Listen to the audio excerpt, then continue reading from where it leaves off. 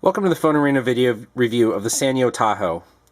The Taho is a military spec 810G, meaning that it can withstand dust, shock, vibration, extreme temperatures, blowing rain, and even submersion in liquid up to a meter deep for up to 30 minutes.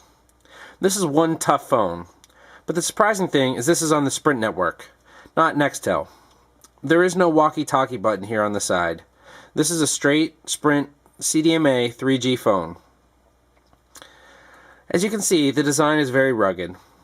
It has this nice silver strip that runs down it, and the rest of the phone is coated in a Durgrip coating, allowing for nice grip. On the left side, we find the micro USB port, volume rocker, and the speaker button. On the right is a covered 2.5mm headset port.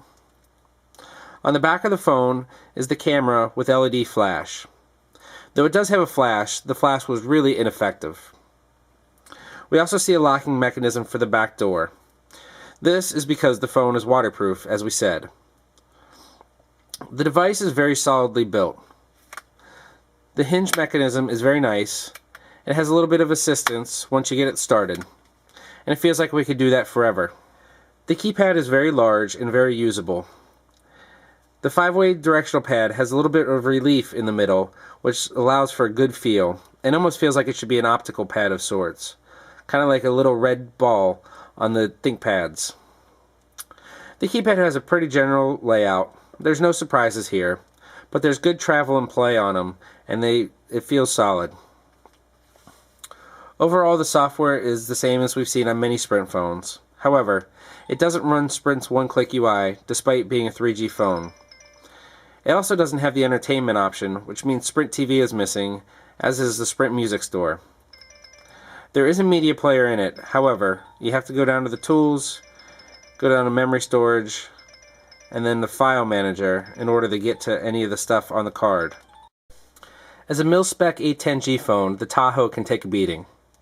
Dust, shock, and vibration are no big deal. There are several phones on the market that can do that. But let's see how it stands up against some rugged punishment. First off is the water test. We have to say, we very much like doing this test.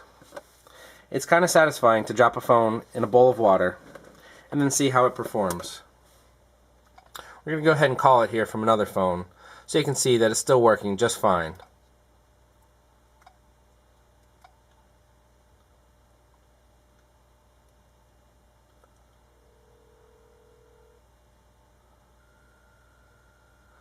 There you go. If we were underwater, we could even answer the phone. However, I don't think our voice would sound too great on that. One of the good things about the Taho is not only can we just drop it in this bowl of water, but it can stay submerged in it for up to 30 minutes, provided the water is a meter or less deep. This means that if you drop your phone and don't immediately realize it, you're not screwed if 10 minutes later you find your phone sitting in a puddle. This is probably something that's not very practical, but there are definitely users who are exposing their phones to the elements, such as puddles, rain, and other conditions, where this is going to come in handy. Another one of our favorite tests is the drop test. Now, many phones can survive a little drop, say from your pocket or from a desk. We're going to throw the Taho out of our second-story window onto a concrete driveway covered in snow.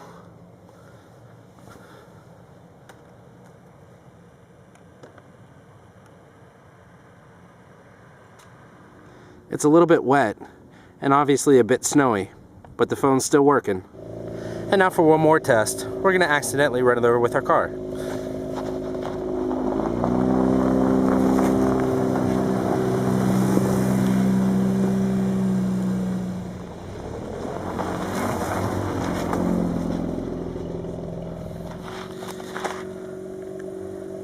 Let's check it out.